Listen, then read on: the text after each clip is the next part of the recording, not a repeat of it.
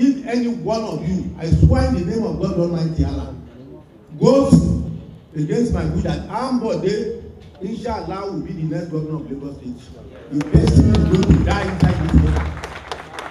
I'm not ready to beg, appeal to anybody, and that's why Ajadu and the governor says, that is your own. Even the two of them, they cannot disobey me. But nobody knew how I pick somebody. Jimmy is my blood relation, and I told him in a plain language, he can never be governor in Lagos for now. Peter belongs to God. I'm not begging anybody to go, but you must not. I repeat, what you people cannot do in Onitsha, what you cannot do in Aba or anywhere. If you do what I want, Lagos will continue to be prosperous for you. If you go against this, you will perish in the water. Finish.